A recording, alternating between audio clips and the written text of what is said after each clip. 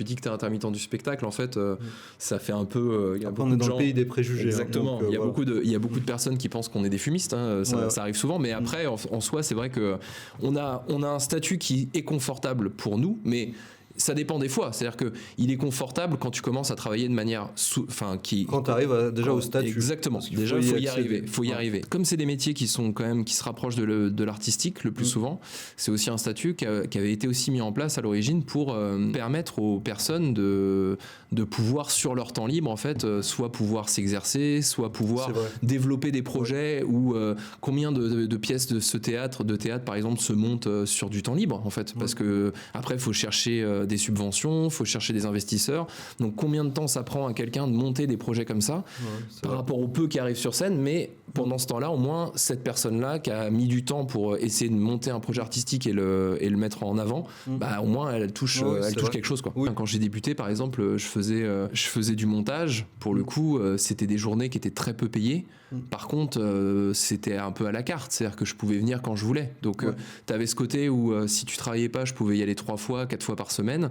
Donc, j'étais largement sous-payé par rapport à un boulot de monteur, parce que j'étais monteur, mais c'était très confortable, à la fois pour moi, pour faire des heures et choses comme ça. Bienvenue à tous dans ce nouvel épisode de Dynamic Talk.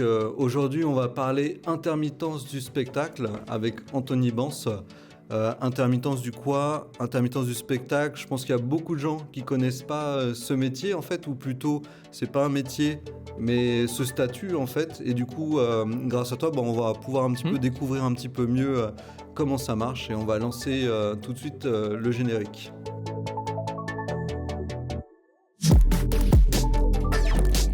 Alors comme d'habitude, spoiler alerte, Anthony, on se connaît bien, c'est pour ça que là tu te forces à pas rigoler. Je pense que ça va être un épisode un petit peu difficile à faire pour nous. Voilà, mais on va essayer vraiment de rester le plus sérieux possible, et on coupera tous les fous rires, je pense qu'on va avoir. Et comme on dit à chaque fois, nous on a plus l'habitude de filmer les gens plutôt que d'être devant l'écran. Exactement. Donc voilà, ça va te changer un petit peu.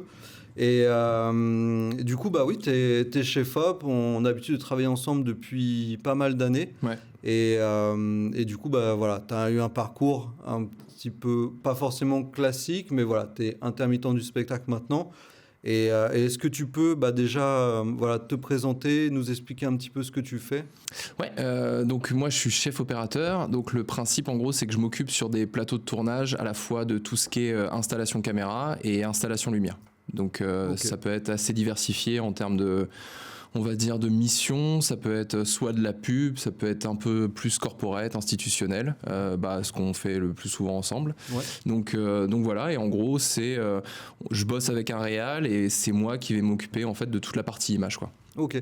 Et installe lumière, installe cam, et aussi vous êtes au cadre, ou ça dépend? Alors, des fois, les chefs-op, ils sont pas forcément au cadre, ou il y a des cadreurs. Alors, après, c'est assez variable, ça dépend un peu des projets. Il y a des projets où je peux ne pas être au cadre, parce que c'est des projets où on va avoir, par exemple, un cadreur dédié avec un assistant cam et choses comme ça, ou même voir un deuxième assistant quand c'est des beaucoup plus gros projets. Et là, il y a besoin de quelqu'un qui est vraiment dédié, on va dire full lumière. Ça dépend. En fait, c'est un peu le choix du chef-op, ça, pour le coup. C'est pas, on va dire que quand c'est des installations avec peut-être beaucoup de mouvements et autres, c'est mieux des fois de rester avec le réal derrière l'écran de retour, derrière le combo, en fait, pour justement se rendre un peu mieux compte de ce qui peut se passer à l'écran en termes de lumière, des choses à ajuster, des choses comme ça. Par contre, c'est vrai que moi, de mon côté, par exemple, je préfère être au cadre. Après, ça m'est arrivé des fois de me rendre compte que c'était pas foncièrement une bonne idée, parce que quand il y a beaucoup de choses à gérer en même temps, c'est vrai que gérer le cadre en plus, ça peut être un peu plus compliqué, quoi. Ok. Et alors, on va juste continuer un petit peu les explications chez FOP. Les gens ne le savent peut-être pas, mais finalement, on parle toujours optique, caméra. Mais en fait, la clé, c'est vraiment la lumière, en fait. Et du coup, quand on est novice ou quand on débute, on peut se dire, si j'ai la plus grosse caméra, l'optique la plus chère, c'est ça qui va faire une belle image. Et en fait, je pense qu'on se rend compte avec le temps, ou quand on a plus d'expérience, qu'en fait, vaut mieux mettre le paquet sur la lumière et avoir une caméra peut-être un peu moins bonne que ce qu'on voudrait.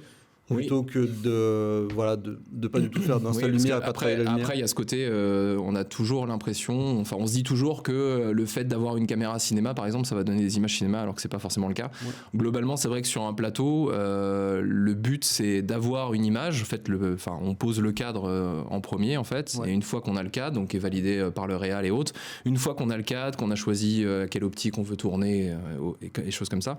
Là, après, en fait, la lumière, elle a pour but, elle a pour but en fait de dessiner vraiment l'image, de la mettre en valeur, de mettre en valeur en gros le sujet qui doit être l'atmosphère aussi, parce que tu peux vraiment jouer sur les ambiances tout à fait, avec de la lumière. C'est un peu comme la musique qui peut accompagner.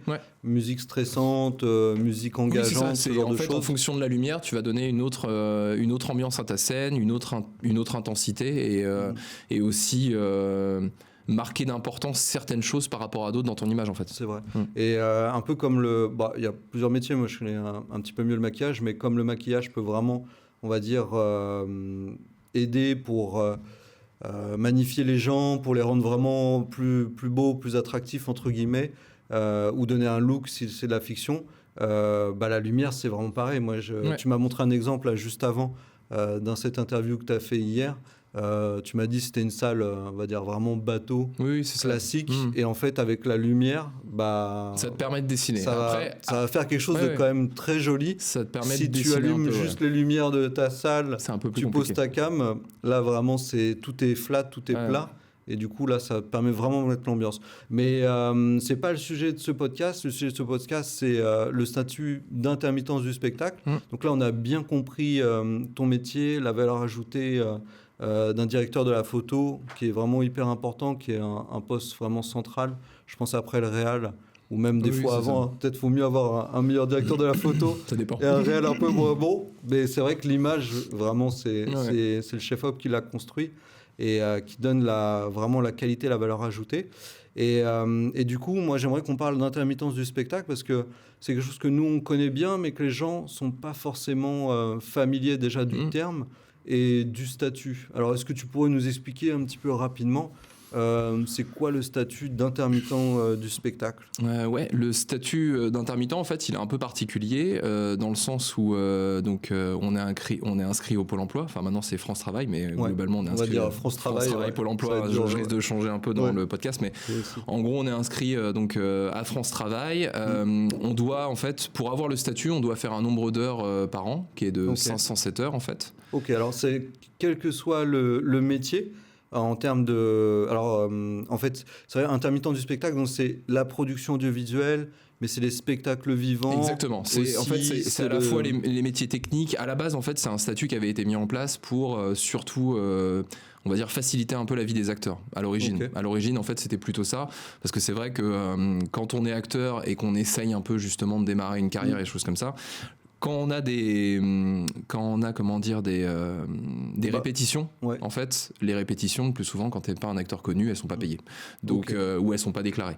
Donc, en gros, c'est vrai que... Ça peut être aussi une grande période, hein, les répètes. Exactement, tu peux répéter pendant 2 semaines, 3 semaines. Voilà, c'est ça. Mais quand t'es un acteur, justement, qui a pas beaucoup de... Enfin, voilà, qui est pas connu, qui a pas de... où on va pas miser sur toi, en fait, on va dire que tout ça, c'est du boulot où t'es pas forcément... payé, choses comme ça. Donc, en fait, rémunéré sur tes... Exactement. Donc, tu peux répéter tous les jours, mais par exemple, tu vas juste être déclaré en tant qu'intermittent, donc en tant qu'artiste, en gros, quand tu es acteur, tu vas juste être déclaré au moment où tu vas passer en représentation officielle, en fait. Ok, donc tes journées de tournage ou les représentations sur scène. C'est ça, exactement. En fait. Ouais, c'est ça. Okay. Et donc ça, c'est vrai que c'est un statut au départ, enfin, en tout cas, à ce que j'en sais... J'espère que t'es bien payé sur la journée où tu travailles, parce que si tu répètes 3 semaines... Moi, en fait, c'est à ce que j'en sais. Je sais qu'à la base, c'était quelque chose qui était un peu plus pour favoriser tout ce qui était artiste vivant, en fait, de la scène vivante et choses comme ça, acteurs, surtout le théâtre, et après ça s'est déporté aussi au cinéma, parce que le côté cinéma,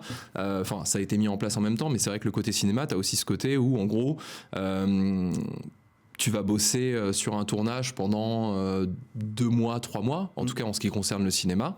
Et après, des fois, tu as des périodes de vide de 6 mois, 7 mois, parce que des projets, ça se monte pas tout seul et ça se monte pas non plus...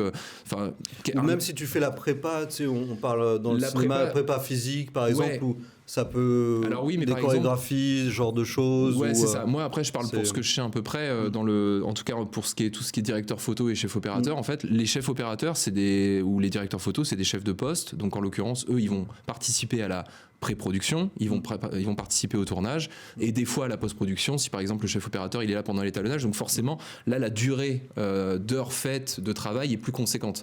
Par contre des gens qui sont là uniquement sur le tournage comme des régisseurs et choses comme ça qui vont être là pendant un mois et choses comme ça, bah des fois c'est un mois de travail mais derrière avant de retomber sur un autre long métrage sur lequel ils vont travailler ça peut être 3 mois, 4 mois d'attente en fait. Alors du coup si je comprends bien donc le statut d'intermittence en fait, vous avez, donc tu as dit 507 heures. 507 heures à faire sur une année, mois, en 12 mois. Ouais. Et alors, quand tu as ce statut, quand tu as fait tes heures, qu'est-ce qui se passe du coup qu'est-ce que ça débloque En gros, ça débloque des indemnités qui sont en partie réglées, en fait. Enfin, c'est pas en partie réglé, mais en gros, les sociétés qui nous emploient, nous, en tant qu'intermittents, en fait, payent des charges qui vont justement servir aussi à alimenter, en fait, ces indemnités.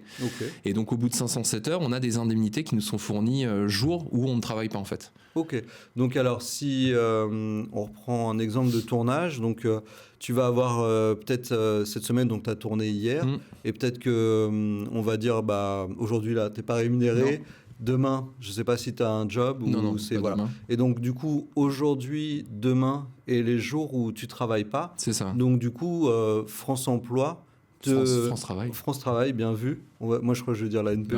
Tu sais, le truc avant, l'ancienne.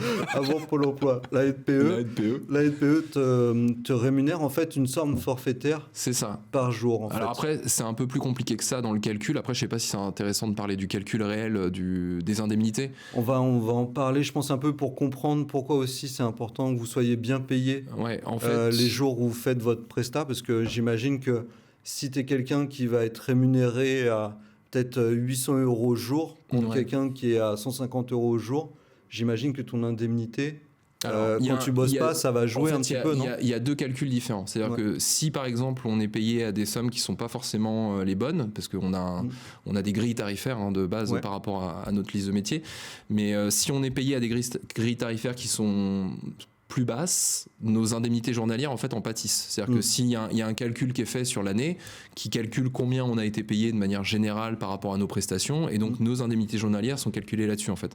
Si par exemple pendant un an on a bossé à moitié tarif ou moitié prix par rapport au prix standard, là tout de suite... Le prix standard, c'est le tarif minimum syndical ? C'est le tarif fixé par... alors je sais pas si c'est des syndicats, j'y connais pas assez, mais c'est une grille, c'est une grille tarifaire en fait. C'est le minimum c'est ça. Par rapport à ton poste. Au poste, c'est ça. Et par rapport aussi à quel par exemple je sais qu'il y a une grille tarifaire par exemple moi pour mon métier qui est différente quand je travaille pour du corpo, qui est différente quand je travaille pour de la pub. La grille tarifaire est pas forcément la même. Par exemple moi je vais payer une somme, oui parce que pour tu dis c'est vrai sur dans les déclats c'est quoi le métier, enfin c'est quoi le sujet, le sujet ok, donc ça change d'accord. un peu. Oui, ça j'avais oublié ça. Et après en fonction de ça c'est vrai que tu as en gros donc t'as une indemnité journalière qui est calculée donc par rapport à ce que tu as travaillé durant l'année, qui est globalement enfin il y a un seuil que tout le monde, même si tu gagnes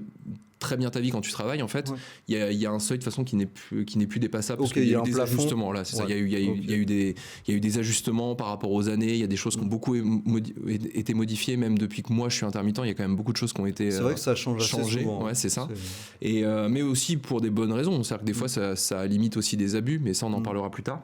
Mais en gros, moi ce que je sais par rapport à comment ça se déroule, c'est que en fait, on n'est pas le chômage nous verse pas de l'argent, en tout cas des indemnités en fonction de ce qu'on a gagné nous sur nos prestations. Contrairement au chômage entre guillemets standard, où par exemple chômage standard, tu gagnes un SMIC par exemple par le chômage. Si on t'emploie pendant une semaine et que tu gagnes 300 €, ces 300 € vont être déduits des 1100 € en fait, ce qui est le chômage standard. Quand tu es intermittent, c'est un peu différent, c'est-à-dire que eux en fait le Pôle emploi, France Travail calcule en fait combien d'heures tu as travaillé dans le mois, parce que tout est question d'heures en fait.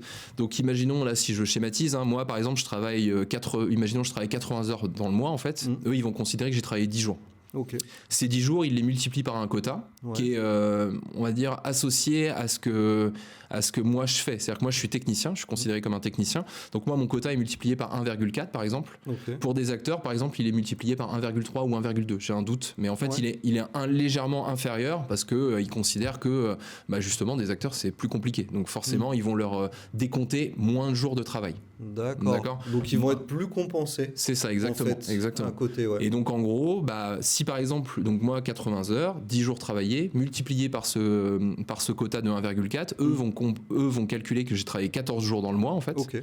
Et ces 14 jours, ils vont se dire, en fait, ces 14 jours, il n'y a pas d'indemnité journalière. Par contre, les 17 suivants, on va, par exemple, c'est un mois de 31 jours, on va indemniser les jours. Donc tu jours vas restants. avoir en fait les employeurs, ceux qui t'engagent pour les tournages et prestats qui vont te payer à la fin du mois. C'est ça. Et à côté, tu as aussi le chômage, le France Travail qui fournit un complément en fait. C'est ça. Tout ça, en fait, ce qui est bien, je pense, ce que les gens commencent à comprendre, c'est que ça te garantit d'avoir un minimum pour vivre. Exactement. Qui est correct en fait, parce que c'est vrai qu'il y a des mois en fait où des fois tu travailles moins, et même où des fois il y a des mois où tu travailles pas du tout. Moi je pense au mois d'été où en fait le mois d'août par exemple, c'est des mois où les boîtes de prod ferment le plus souvent. Même janvier, c'est plus calme. Des fois c'est après calme. Tout ce qui est vœux présidentiels, enfin des présidents d'entreprise. Donc c'est vrai que le début d'année ou à un moment donné les débuts d'année où à partir de même par exemple pendant les JO, il y aura 0 tournage.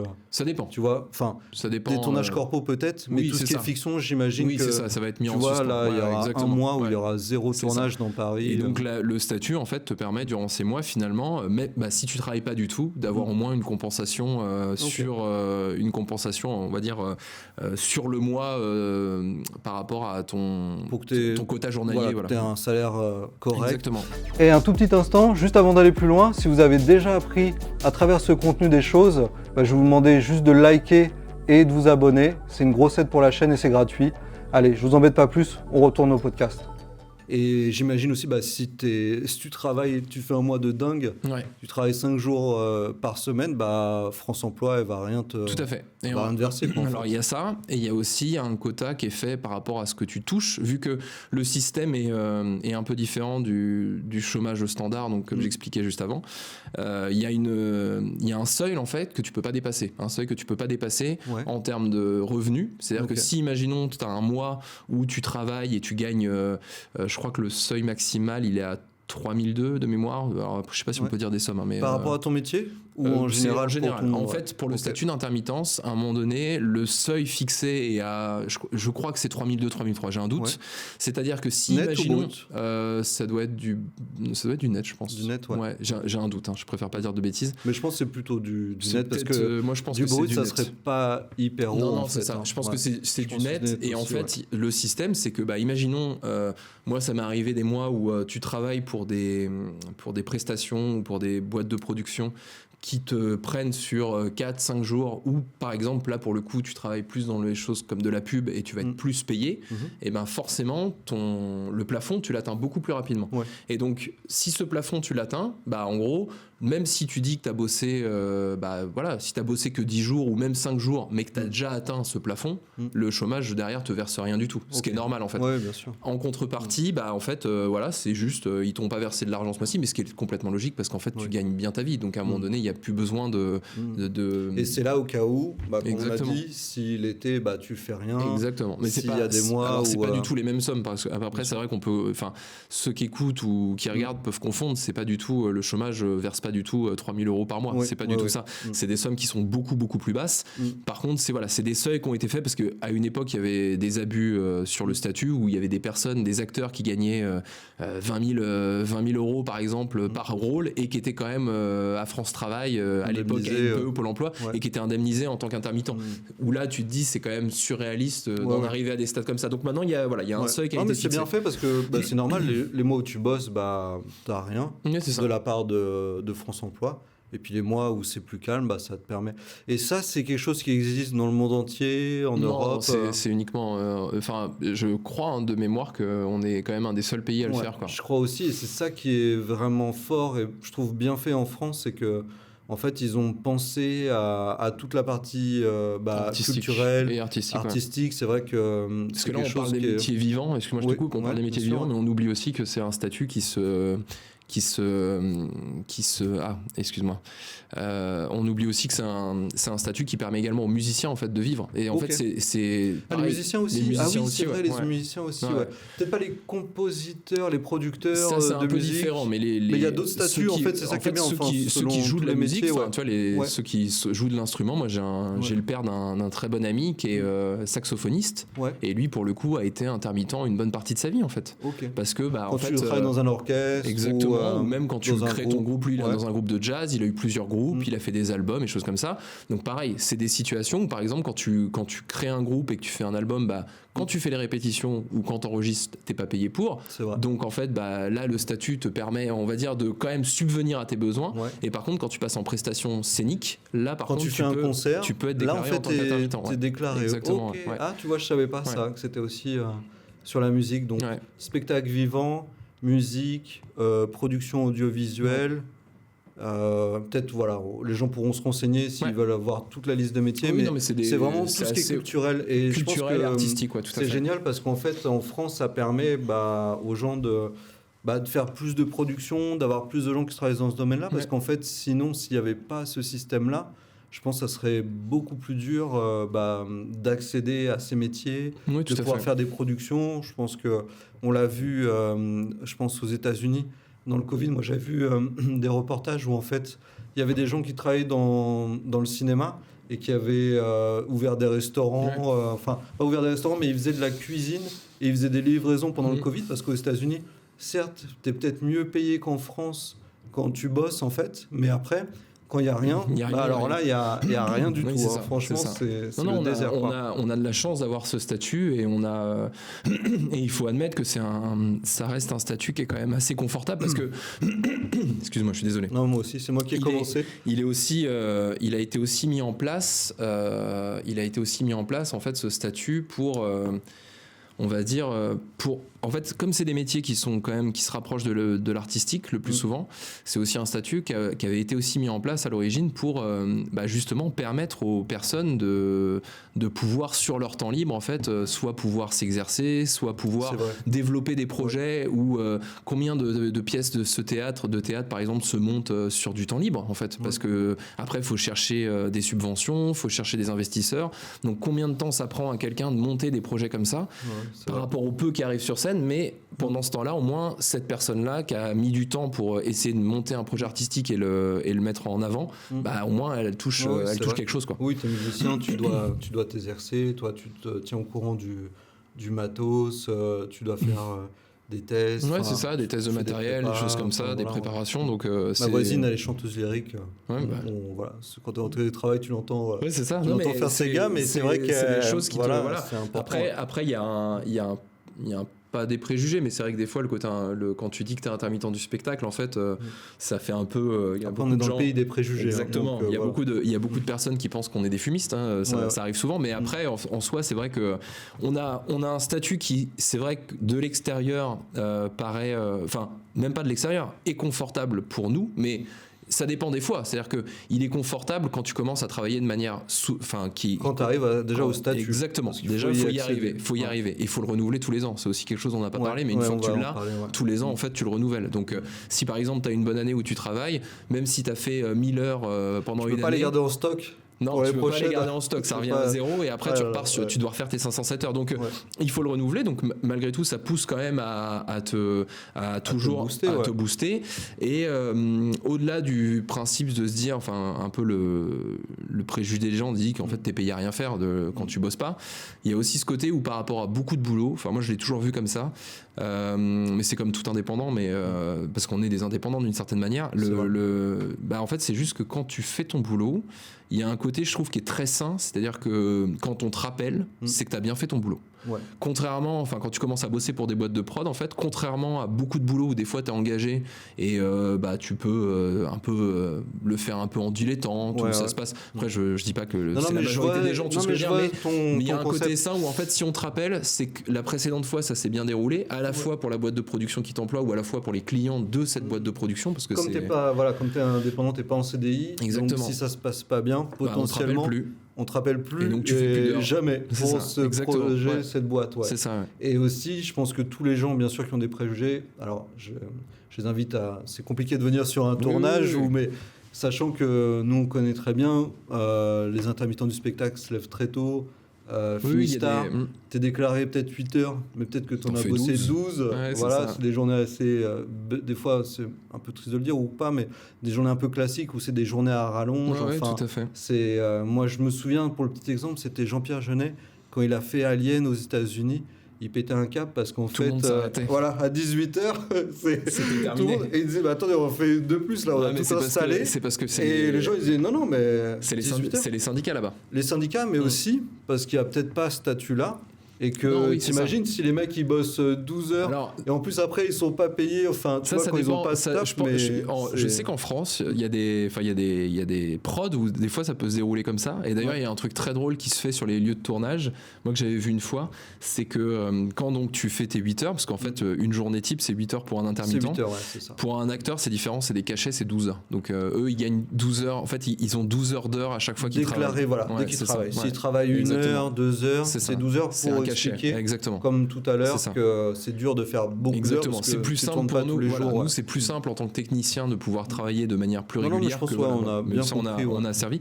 Mais voilà, et en fait, moi, je sais que j'avais vu une fois, et c'était assez marrant, sur un plateau de tournage, donc avec des budgets un peu plus importants, tout ce qui est électro, donc les équipes techniques et choses comme ça. Une fois que tu as passé les 8 heures, en fait, tu passes à la 9e heure, et là, ils te mettent une petite pince à linge sur la chemise, et puis tu fais 10e heure et 2e pince à linge, et comme ça quand ils sortent ils montrent bien la prod, là ça fait 2-3 pinces à linge. Moi j'allais dire quand il a plein de passages faut le faire vite partir, faut le faire vite finir parce qu'il doit coûter bien cher. Exactement. Et donc c'est juste pour c'est indiqué de manière ça reste au travail, mais c'est indiqué de manière assez subtile de dire bon bah là quand même on a fait 2 heures ou 3 heures de plus, donc faut voilà. C'est malin.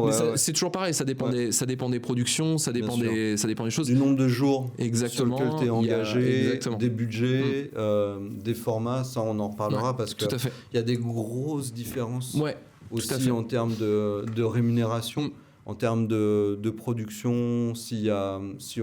Quelque part, on commence à réfléchir, on se dit, si on te garantit, on va dire 15 jours dans le mois, peut-être que tu es moins payé parce que tu vas faire quand même pas mal d'heures, que plutôt si tu fais une pige ou deux, où là tu te dis, non, faut être quand même bien payé parce que je viens là 1 ou 2 fois pour faire par rapport à ta connaissance, ton expertise. C'est vrai que j'imagine qu'on va en reparler, mais ça doit influer quand même. Et est-ce que tu peux nous parler rapidement un petit peu de ton parcours ? Toi, comment t'es venu comment t'es devenu chef-op à l'intermittence du spectacle ? Moi, je sais que tu as eu une autre activité avant, et c'est une reconversion. Donc, tu as commencé à quel âge du coup à bosser ? Alors c'est une reconversion. Moi, j'ai fait une licence art et technologie à l'époque, qui est devenue depuis art et spectacle, qui est devenue art et autre chose depuis. On a fait la même, c'est vrai. Exactement. C'était où que tu l'avais fait ? À quelle fac ? J'ai fait à Marne-la-Vallée. Marne-la-Vallée, ok.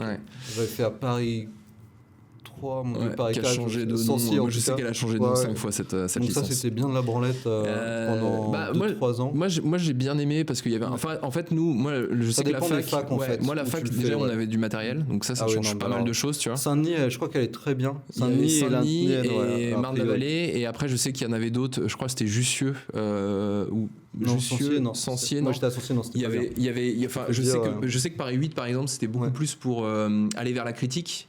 Beaucoup plus d'analyse et choses comme ça. Moi, je sais que j'avais choisi Marne-la-Vallée parce que pour le coup, c'était vrai. Il y avait du matos. Déjà, c'était bien. Et Saint-Denis, je crois, il y a pas mal de matos aussi. Mais après, moi, j'ai beaucoup aimé la période de fac parce que, en gros, déjà, il y avait de la pratique. Donc, ce qui est quand même cool quand t'es en fac, ça fait un peu de. Voilà. C'est aussi beaucoup de culture générale. Enfin, moi, beaucoup de culture générale. Ça t'amène quand même un background. Ouais, tout à fait. Enfin, voilà. C'est. À la fois des films, à la fois des périodes. Enfin, il y a beaucoup de cours sur l'histoire du cinéma.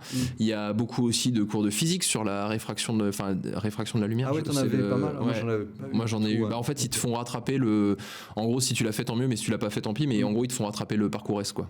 C'est quand t'arrives première année de licence, ils te. Pas le faire alors. Donc voilà. Et puis, en fait, ce qui était intéressant, nous, enfin, moi, je sais que les souvenirs que j'en ai sont bons parce que ce qui était intéressant, c'est qu'on était à l'époque, en tout cas, la licence, elle était dans un bâtiment qui était complètement séparé du campus de Marne-la-Vallée. Et donc, nous, on était à Val d'Europe. Donc, on était vraiment, en gros, notre bâtiment, c'était que la licence art et technologie. Donc, quoi. avec du matos. Donc, avec du matos, c'est juste avec des gens qui faisaient ce que tu faisais. Donc, en fait, moi, j'ai eu un côté où tout le monde se connaissait, où c'était assez agréable. Tout le monde s'entraidait aussi. Donc, moi, j'ai eu une très bonne période en fac. Ok, bah super. Quand j'ai fini la licence, j'ai voulu chercher du travail et je n'en ai pas trouvé. On avait un stage de fin d'études. Ouais. Donc que j'avais fait à Canal+ à l'époque. Ok, super. Un contact que j'avais trouvé. Tu as fait ton stage à Canal+ et après t'as pas retrouvé du travail. Exactement. Je suis choqué parce que alors je me dis ça c'est. Ouais. Non mais en fait à l'époque c'était un stage d'1 mois donc c'est pas grand chose et c'était pas. Moi c'était. Ça a bien changé hein. C'est vrai que maintenant. C'est quand même des stages beaucoup plus longs maintenant. C'est plus long. Ouais. Parce que c'est vrai qu'un mois c'est short. En fait c'est juste tu fais pas. En fait c'était une sorte de stage d'observation mais en plus mais ça restait un stage d'observation. Ouais. Et j'avais trouvé ce stage par rapport à un client quand je travaillais à t'arrives et là t'es chaud pour travailler. Ouais. Et là je pense que le problème de ces études-là, c'est qu'on t'apprend pas assez à te vendre, à rechercher. Peut-être que, en fait, t'es sur le marché, mais je pense que tu sais pas trop où aller, comment faire. Et non, c'est ça. Mais je pense que ça peut être le cas de beaucoup de gens qui sortent de la fac. De base, quand tu cherches du travail, tu sais pas t'y prendre, quoi. Et il y a aussi l'âge et la maturité, je pense, qui rentrent en ligne de compte. C'est-à-dire que tu regardes pas de la même manière, tu fais pas tes recherches. Enfin, moi, j'ai pas fait mes recherches de la même manière quand j'ai commencé à chercher du boulot que quelques années plus tard pour en retrouver. C'était pas du tout la même méthodologie.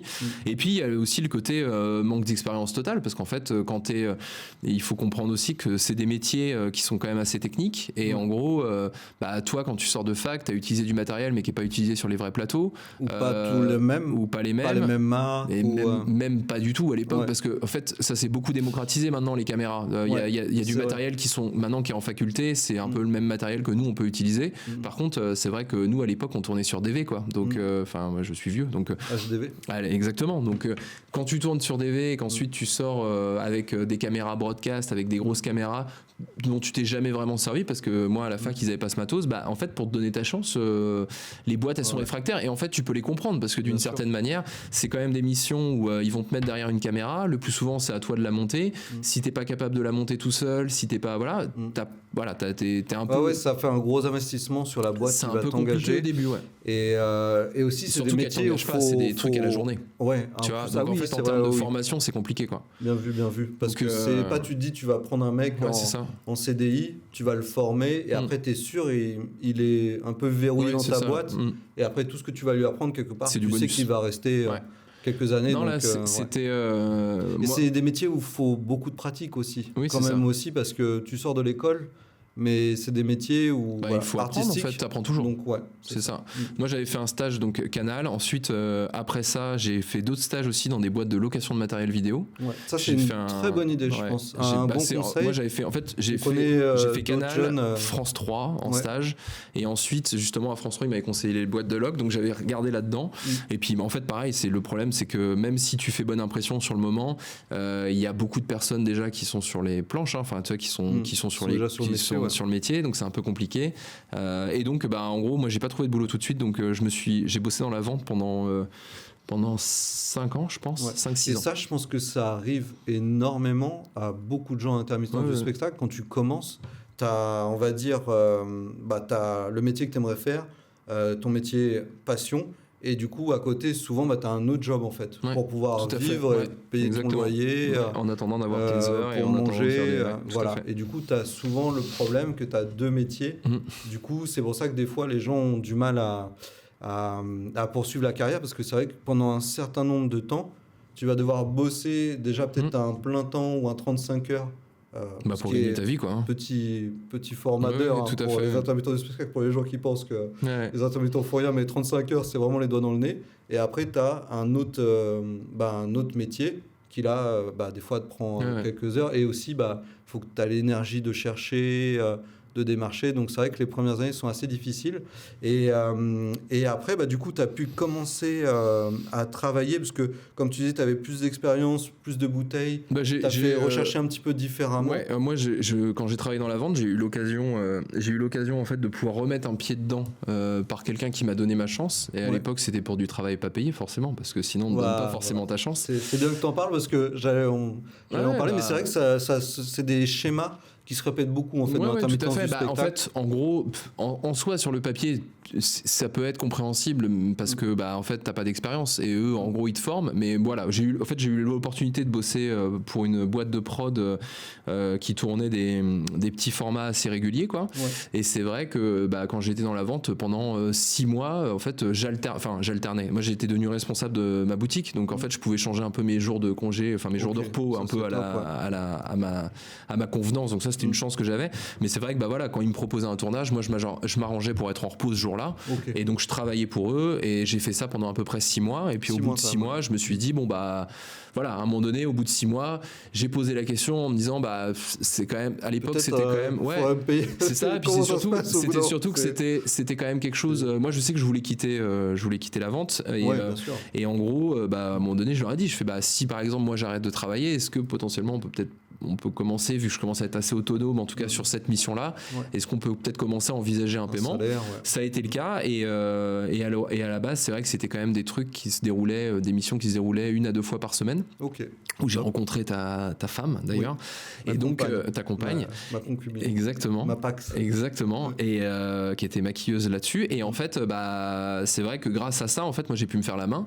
Alors il y a des moments très cocasses où ils te mettent une caméra dans les mains, ils me disent fais ci, fais ça, et tu sais pas du tout parce que c'est ta première fois et c'est un peu flippant, mais c'est pas des modèles que tu as utilisés. C'est ça. Alors des fois les menus maintenant, non mais les menus sont mieux faits, non, mais en fait se ressemblent, mais des fois quand même tu transpires un peu un peu, mais c'est vrai qu'il y a quand même un côté où une fois que tu commences à bien maîtriser un outil, tu sais à peu près te repérer sur les autres. Après tu peux avoir des préférences de matériel, mais voilà, une fois que t'en connais un, tu commences à les connaître. Mais alors du coup aussi il y a ce schéma là qui revient souvent, donc c'est quand tu commences en fait. Alors si c'est fait, on va dire de manière, j'ai envie de dire, honnête, les gens t'emploient, ils investissent, ok, ils te payent pas, mais après ils commencent à te payer, ou après on va dire ils reproduisent pas le schéma, parce que il y a des boîtes où je pense ils cherchent comme ça des petits jeunes, et au bout de 6 mois tu vois ils te disent non je te paye pas, tu disparais, ils retrouvent un petit jeune 6 mois. Là c'est une boîte où on se dit c'est plutôt bien parce qu'ils t'ont donné ta chance. Après, ils te rémunèrent. Alors, après, j'imagine. Puis ils m'ont formé aussi. Ils t'ont formé, mais tu devais être payé aussi en dessous du minimum, du minimum syndical. Parce que je faisais du tournage et du montage pour le coup. Et donc, oui, en effet, par rapport à un statut comme ça au tout début, par rapport à un truc comme ça, c'est vrai que j'étais largement sous-payé. Ton Graal, c'est les heures. En fait, c'est les heures, et puis. C'est les heures, et puis en même temps c'est aussi l'expérience, parce qu'en fait plus tu cumules de l'expérience et plus derrière en fait toi tu vas pouvoir te proposer aussi à d'autres boîtes quoi. Donc il y a ce côté là après de développer. Et on en parlait un petit peu avant là quand on préparait, c'est vrai qu'il y a un petit côté un peu mentor aussi. C'est génial si tu arrives à tomber sur une personne une personne qui a envie de former, de peut-être donner la chance à quelqu'un qu'il aurait aimé avoir, ou tu vois une société comme ça que tu rencontres. C'est vraiment je pense le premier point hyper important pour quelqu'un qui bosse, qui veut devenir intermittent, de trouver ça quoi, un mentor, une boîte. Et moi je sais qu'après c'est un schéma que toi tu as fait, où tu as rencontré une jeune sur un tournage, et après tu l'as un peu pris sous ton aile, peu mentor, coaché, et c'est ça aussi qui est important au début, je pense. En fait après tu tombes pas toujours sur les bonnes personnes, tu vois, il y en a que mais moi je sais que j'ai rencontré une personne comme ça qui au tout début au-delà de cette boîte de prod avec qui je travaillais, qui m'a formé d'une manière technique, mais plutôt qui m'a une autre personne justement que j'ai rencontrée, avec qui je travaille encore, qui m'a un peu poussé vers le haut en fait, en si tu veux en mettant, parce que Je vais reformuler, mais en gros, tu as les missions qui sont un peu régulières, et finalement, où une fois que tu les as fait plusieurs fois, en fait, c'est toujours un peu la même chose. Et puis des fois, donc, tu vois, l'apprentissage, en fait, arrive à un seuil et que tu dépasseras plus, parce que finalement, tu l'as déjà fait. C'est la même chose. C'est ça, c'est des choses qui sont régulières, qui sont assez confortables et tout. Ça se passe bien, c'est fréquent, tant mieux. Et après, tu as d'autres prestations où, en fait, c'est vrai que moi, j'ai rencontré quelqu'un, un réal, avec qui je bosse, tu peux le nommer, Thibaut Skian, avec qui je travaille encore. Et c'est vrai que moi, quand je l'ai rencontré, il y a eu un côté où à chaque fois que je travaillais avec lui, il y avait un step-up en fait. Et je vous interromps un tout petit instant encore. N'oubliez pas de liker et de vous abonner pour soutenir notre travail et surtout si vous voulez voir d'autres épisodes. Tu vois, il y avait toujours un truc que j'avais jamais fait, ou du matériel que je connaissais pas, ou des envies de faire des plans en fait que j'aurais pas. Tu vois, je me disais, c'est ouf. Et quand on débute, on a un peu émerveillé, un peu le syndrome de l'imposteur. Exactement. On se dit qu'on n'est pas capable et c'est toujours bien de rencontrer quelqu'un qui te pousse un peu et qui challenge. Tout et à fait. Toi, je sais que tu le refais. Oui. Par exemple, avec Morgane. Et du coup, c'est vrai, c'est de la personne te dire, ah ben non, mais ça, je suis pas capable. Puis, tu rigolais. Tu l'envoies au feu. Ouais, voilà, tu sais, mais arrête là, vas-y, tu vas y arriver, ça va. Non, mais après, c'est vrai que ça va bien se passer. Ouais, c'est ça. Après, si on tombe dans des situations où on peut, globalement, soit aider, soit un peu. Parce qu'il y a toujours ce côté où c'est vrai, quand tu débutes, en fait, tu sais jamais trop où te situer. Comme tu dis, tu as le syndrome de l'imposteur, à te dire, je suis pas. T'excuser tout le temps. Ouais. Et les métiers passion, c'est compliqué aussi. Parce qu'il y a beaucoup de gens qui en profitent. Ouais. Même moi, je le vois là, j'ai revendu un petit peu de matériel. Le matériel que j'ai revendu, les gens, je leur demandais ce qu'ils faisaient. Ils me disent, je suis photographe, mais bon, là, je suis pas payé. Je le fais pour des habits, pour des sociétés sans être payé. Je rencontre un autre mec, je lui vends une lumière, il me dit, là, c'est pour moi, parce que là, je fais des tournages. Et je comprends qu'il n'est pas payé aussi. Enfin, c'est un schéma qui retombe souvent, donc il faut que les gens comprennent qu'il faut faire attention et qu'il y a des gens pas malhonnêtes, mais si je pense certains, en fait, où quand il y a le métier passion, c'est des métiers des fois qui peuvent faire un petit peu rêver. Et voilà, il faut faire attention, pas... Comme quand tu filmes des mariages. Voilà. Ah oui, pour des amis moi, j'ai filmé des mariages pour des sommes ridicules avec des boulots qui duraient pendant, je sais pas, j'ai dû faire du montage pendant 2 semaines pour être payé 200 € à la fin. En cash, tu sais. Tu me fais rêver, là, je me dis waouh. C'était incroyable. C'est trop bien, faut que je fasse des choses comme ça. C'est des trucs, en fait, au début, enfin, c'est pas tu rayes un peu le parquet, mais t'as envie, tu vois. T'as envie d'apprendre, t'as envie de trucs. Mais après, oui, en effet, il y a intelligemment, je pense que c'est bien. Moi, je dis toujours aussi. Il y a des gens qui peuvent en abuser, quoi. Aux jeunes, hésite pas à aller rencontrer des gens, dis que tu bosses gratos, si ça peut te servir, si ça rentre dans ton book, si tu apprends des choses. Mais il faut faire attention à la récurrence des boulots gratos, pas payés, toujours la même personne. Comme tu dis, comme on a vu avec toi, si après le jour tu lui dis je veux être payé, le mec ne te rappelle plus jamais, et il retrouve son petit jeu. J'ai fait ma demande j'ai demandé mon arrêt sur mon boulot. Mais en tout cas, voilà, les gens auront compris qu'il faut faire un petit peu attention. Et donc l'intermittence, c'est quelque chose de dur à acquérir au début, parce qu'il faut arriver à ces 510 heures. 507 en un an. Et je me demande que si maintenant, finalement, il y a peut-être un peu plus de gens qui sont auto-entrepreneurs, qui ne sont pas forcément intermittents du spectacle, parce qu'il y a cette difficulté à faire ce nombre d'heures. Donc j'ai l'impression que c'est un petit peu plus répandu, parce que c'est vrai qu'avant, l'auto-entrepreneur, ça n'existait pas comme statut. Après, du coup, les gens, peut-être par facilité, se disaient que je vais être auto-entrepreneur. Le côté auto-entrepreneur, en fait, il y a aussi ce côté purement, je pense, purement financier, parce qu'il y a un côté aussi où quand on facture, forcément on facture plus que ce qu'un intermittent va toucher à la journée. Ok, alors ça c'est hyper intéressant, c'est-à-dire que là il faut qu'on explique, c'est imaginons toi là ton tarif il oscille on va dire vers 250 € au jour. Ça c'est un tarif on va dire c'est un tarif brut pour moi. Pour toi. Pour moi, et pour l'entreprise, ça va lui coûter le double. Et pour l'entreprise, ok. Donc ça, il faut que les gens comprennent que le statut d'intermittent du spectacle, il y a des charges qui sont élevées. Je pense forcément pour financer ce que tu as expliqué au début. Qui alimente le statut, Le statut, pour les moments où tu ne payes pas. Donc alors, c'est assez dingue parce que là, tu me dis, toi, tu es payé 250 bruts.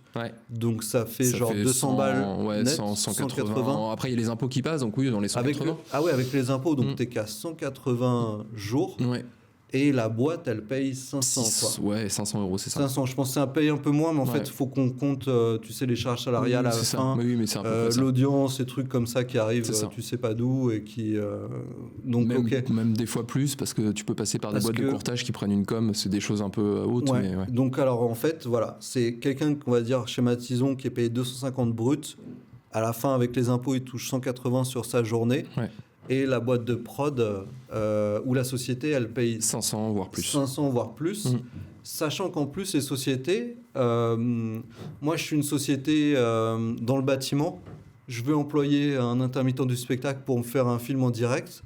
En fait, je vais me rendre compte que le jour où je dis à mon comptable, fais-moi une fiche de paye pour un intermittent du spectacle, là il va tousser, parce qu'en fait, il y a que 2 ou 3 statuts NAF. C'est ça, il y a que des sociétés, il y a que certaines boîtes le plus souvent c'est les boîtes de production qui ont un statut bien particulier, qui peuvent employer directement. Oui, en plus on peut même pas. Si tu es une autre statut, tu peux même pas. C'est ça. En fait, techniquement, en fait, tu as des boîtes de production, même qui sont dites production, mais si tu n'as pas un code bien précis, comme tu dis, c'est code NAF que tu découvres quand tu crées ta société. Tu sais pas que ça existe. Tu peux pas déclarer en fait d'intermittent. Donc en fait, tu es obligé de passer par des organismes tierces pour les déclarer.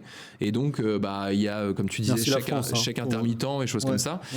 Mais ça, on va les nommer parce que il y a chaque intermittent, tu as Moving Motion, et en fait, on peut dire que c'est des sortes de sociétés de courtage en fait, qui vont te déclarer, mais donc forcément si elles te déclarent, derrière elles vont te prendre aussi une petite marge, contrairement aux boîtes de production qui ont justement ce fameux code. Pas pour l'intermittent, je crois, c'est que pour la société. Ça dépend. Si ils te prennent, enfin pas pour moi en tant qu'intermittent, mais pour la société. Mais pour la société, c'est la société qui va payer. Donc ça coûte plus cher que 500. Moi j'ai besoin de récapituler parce que c'est assez complexe même pour moi maintenant. Donc toi, toutes les sociétés peuvent pas t'employer. Non. Faut avoir un certain code NAF. C'est des boîtes de production le plus souvent. Production audiovisuelle, spectacle. Et après, ces boîtes-là en interne, elles peuvent t'employer, mais il faut qu'elle ait un cabinet comptable habitué à ça, parce que c'est toute une galère de dingue quand tu vois tous les... Oui, parce qu'après, tu as des feuilles de papier. C'est ça, tu as des papiers bien particuliers à fournir quand tu emploies un intermittent, parce que en gros, tous ces papiers sont transmis derrière à France Travail. Congés spectacle. Exactement, tu as des congés spectacle, tu as plein de choses comme ça. Donc après, en gros, c'est vrai que ça fait quand même beaucoup de papiers à fournir, qui sont importants, parce que nous, en tant qu'intermittent, on en a besoin pour renouveler les statuts, parce que chaque fin d'année, c'est toujours un peu la guerre pour retrouver certains papiers d'une ou deux boîtes avec qui tu as travaillé. Donc, qui n'avaient pas forcément l'habitude, exactement, qui ne les ont pas transmis ou qui ne les ont pas transmis à France Travail, et donc c'est des choses à fournir. Ils peuvent être honnêtes, mais c'est tellement complexe que des fois il y a des petits oublis, genre de choses. Et du coup, alors on passe par une société, par exemple, moi mon cabinet comptable, il pourrait le faire. Je passe par Moving Motion. Avant, j'étais chez Intermittent du spectacle, mais là, je passe par Moving Motion par praticité, parce que beaucoup d'intermittents sont sur Moving Motion. Mais c'est vrai que des grosses sociétés de production ne passent pas par Moving Motion. Non, ils ont leur propre système. Voilà, ils ont leur cabinet comptable, des gens en interne qui sont vraiment dédiés, qui connaissent très bien. Ça leur évite de payer comme ça un petit billet à une société tierce. Mais du coup, c'est pour ça qu'on se dit que c'est vrai. Auto-entrepreneur, là, quand tu commences, on peut voir un peu la facilité de se dire... Financièrement parlant, en fait, c'est vrai que tu te dis, logiquement, un auto-entrepreneur, en fait, si tu commences à facturer, imaginons que tu es au tarif dont tu parlais, 250 €, en fait, un auto-entrepreneur, il va facturer 500. 500, Tu vois. Et surtout que, c'est vrai que là, ce qu'on disait avant, c'est des fois, les sociétés peuvent avoir la surprise où les gens peuvent être étonnés parce que, tu coûtes 500 € au jour. Mais toi, t'expliques que non. En fait, toi, t'es payé 250. Les 250, ça faut que les gens comprennent qu'il y a tout ça aussi. Donc, des fois, c'est un petit peu douloureux pour certaines sociétés de comprendre que t'es à 500 jours. Après, moi, je trouve ça pas forcément trop cher par rapport au métier, à la presta. Non, mais après, c'est pas choquant si tu connais les tarifs de l'intermittence, parce qu'en fait, il y a une certaine logique dans le fait de facturer 500 et d'être payé 250 en intermittence. C'est que globalement, dans tous les cas, ça coûtera 500 € à l'entreprise. Donc, à un moment donné, si tu passes en direct et que tu factures, forcément, tu vas facturer à peu près. Ou des fois aussi, les gens qui facturent un petit peu moins. Un petit peu moins, mais voilà, un petit peu moins. Ça dépend des fois, ça. Attention aussi, pour les gens qui écoutent, mais c'est vrai qu'auto-entrepreneur, je pense que t'as pas vraiment de retraite. Non.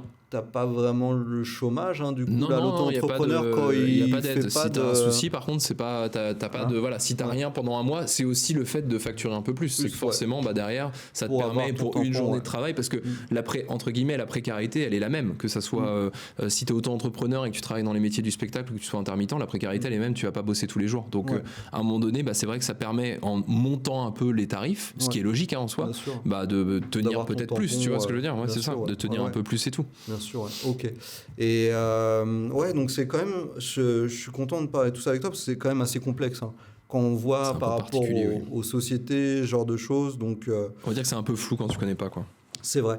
Et aussi, moi, par exemple, le premier job que j'ai fait, ils m'ont dit, je ne me souviens plus, mais ça devait être ça, c'était 210 en cachet intermittent. Ouais. Vous m'avez dit 350 factures.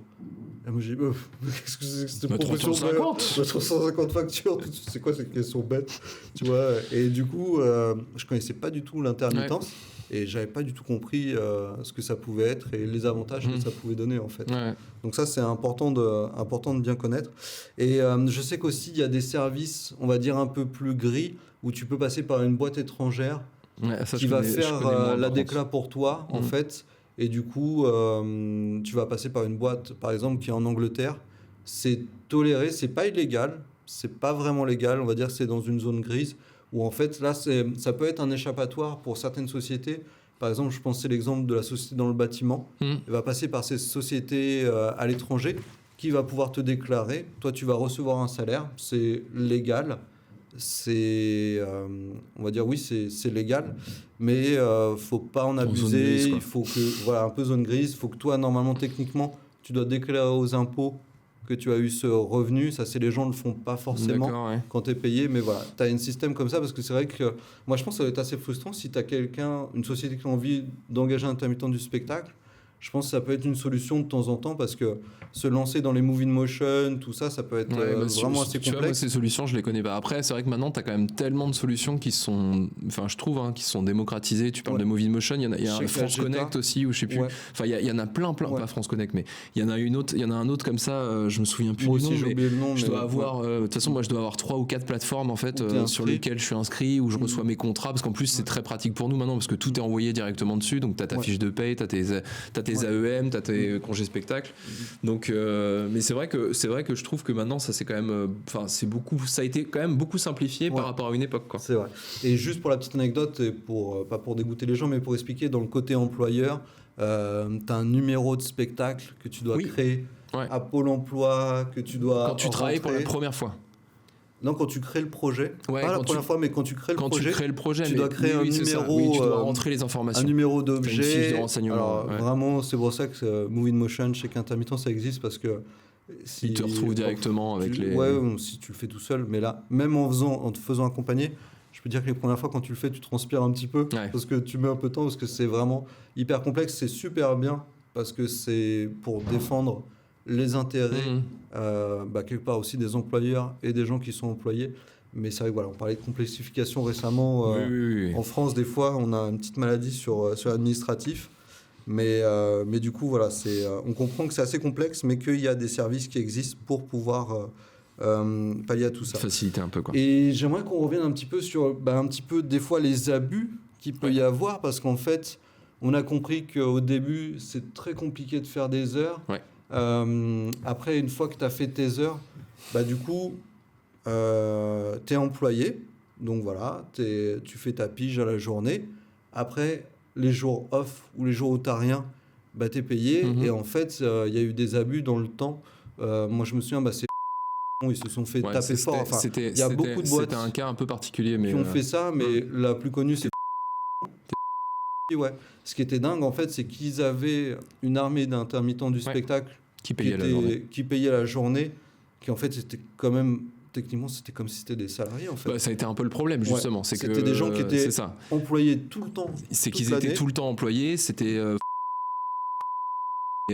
c'était leur employé principal, sauf que en gros du jour au lendemain, moi je connais plus, mais enfin c'était pareil pour a décidé de baisser son nombre d'intermittents. Ouais. Et en fait, les intermittents, ils ont dit bah ouais, mais vous êtes gentils, mais nous, en fait, vous êtes notre seul employeur parce qu'on était là tous les jours. Donc, en fait, il va falloir nous embaucher. Et il n'y a pas que ça, en fait. Moi, je me souviens, bon, c'est peut-être inexact, mais dans mes souvenirs, ce que je me souviens pour aussi, c'est qu'il y avait une forme un petit peu d'abus où ils te disaient je te paye 2 semaines. T'es payé par France. C'est d'autres styles d'abus, ça. Ouais. Voilà, France Travail. Je veux dire Pôle emploi, donc tu te payes 2 semaines. Ouais. Pôle emploi te paye 2 semaines, ouais. mais tu restes tout le mois chez moi en fait. Ouais, c'est ça. Puisque moi, je te permets de faire tes heures.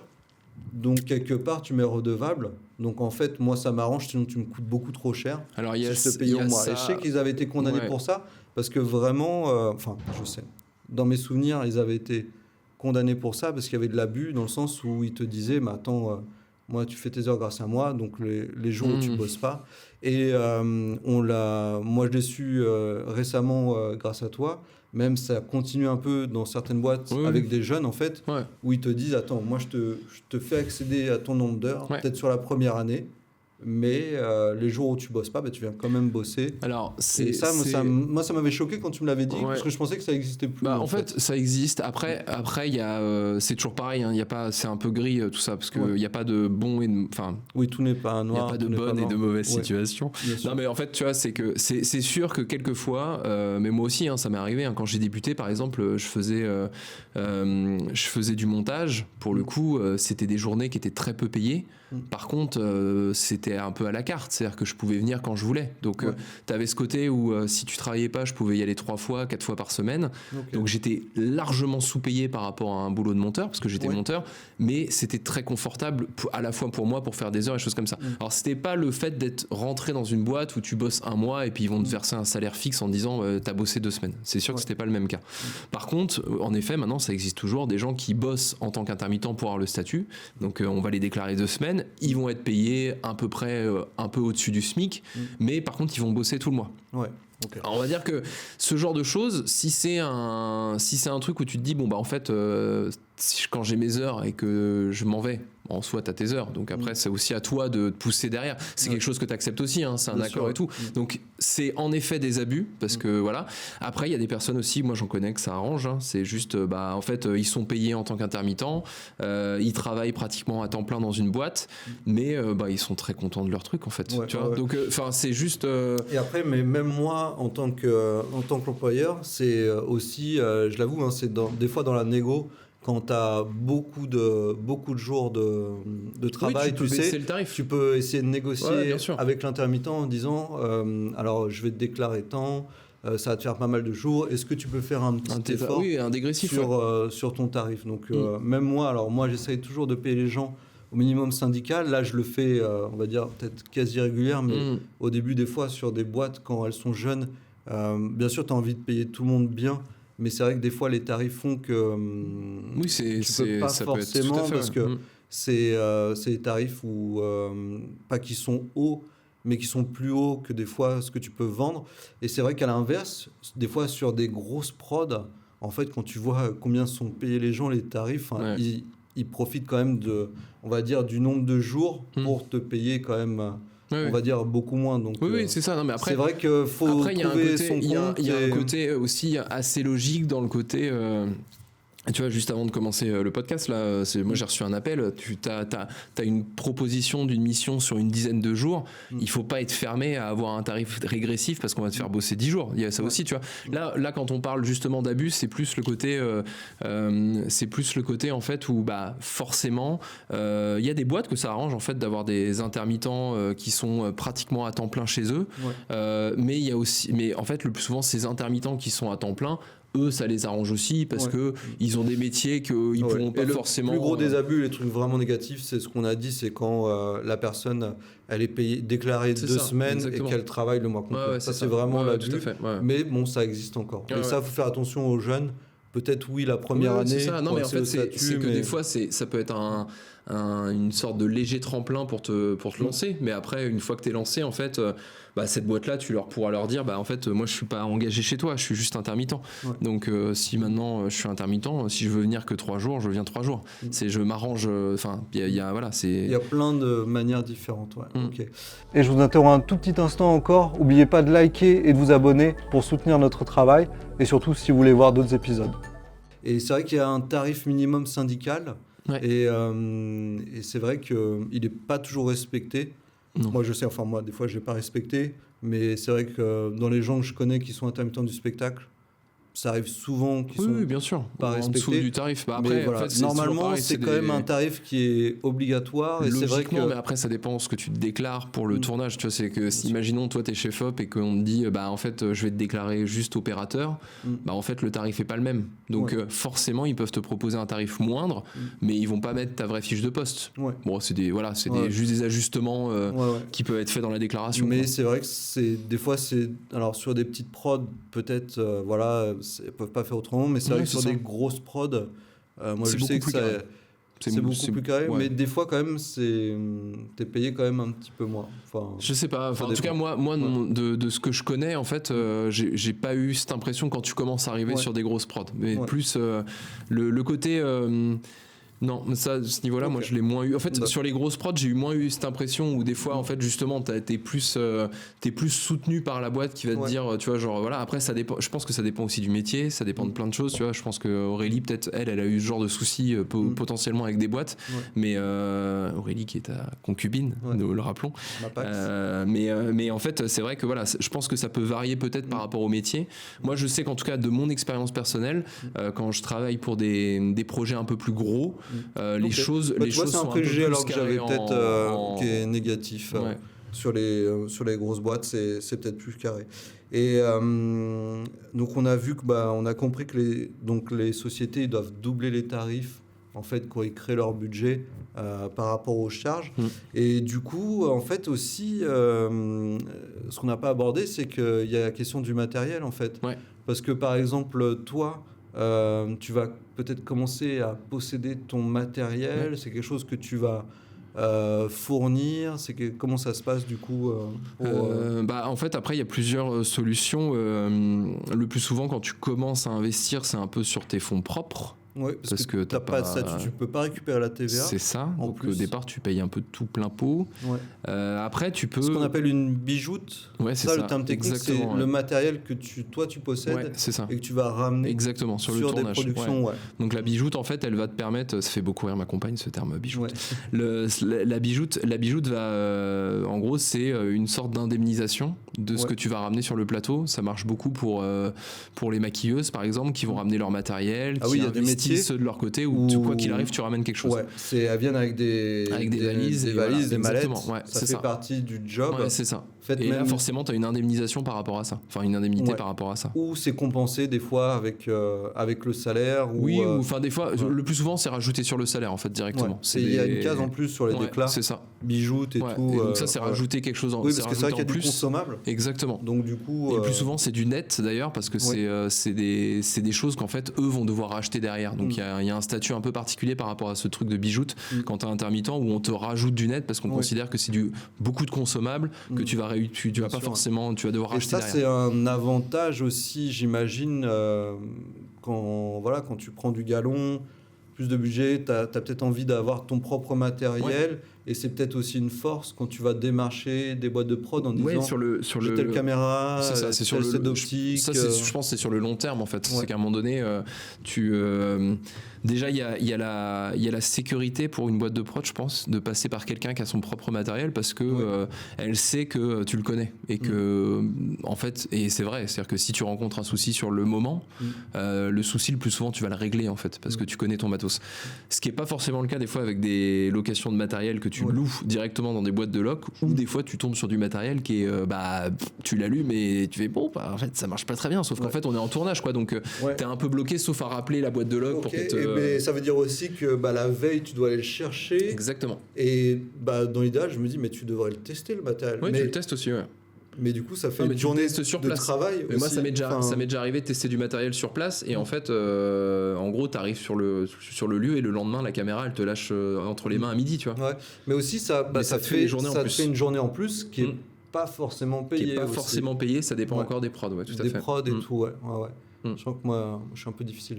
Je pense que je paye pas trop les prépas. Non, mais après, c'est toujours pareil. Ça dépend des budgets, ça dépend de la grosseur du budget. Il y a des budgets où il y a des prods où, par exemple, en gros, c'est très délimité. Ils ont un budget prépa, mais c'est carrément dans le devis. Hein. C'est-à-dire que moi, quand j'ai participé une fois à une prestation un peu plus importante, il y avait ce côté où il y avait une prestation, enfin, un budget prépa, et donc ils pouvaient envoyer 2 personnes. Il fallait que je choisisse si je voulais y aller avec mon chef électro ou si je voulais y aller avec mon assistant cam en fait. Donc c'est juste vraiment des budgets bien définis. Parce que là, c'est des tels budgets qu'aussi s'il y a un problème, en fait... Mais sinon, de manière générale, de manière très générale, globalement, les prépas, on n'est pas payé. Donc on va récupérer le matos, c'est sur notre temps libre, on le teste, c'est aussi sur notre temps libre, et ensuite on le ramène, forcément. Wow. Et ça aussi, c'est sur notre temps libre. Ouais, ça fait beaucoup de temps libre. Sinon, pour des gens qui sont très oisifs et qui ne travaillent pas beaucoup, c'est beaucoup de temps libre. Ça fait beaucoup de temps libre pour travailler. Ça arrive souvent. Ouais. Ça arrive très souvent. Mais c'est aussi logique par rapport au budget, par rapport aux choses comme ça. On s'adapte aussi. Hein. Mais du coup, voilà, on comprend que y a une force que tu peux amener.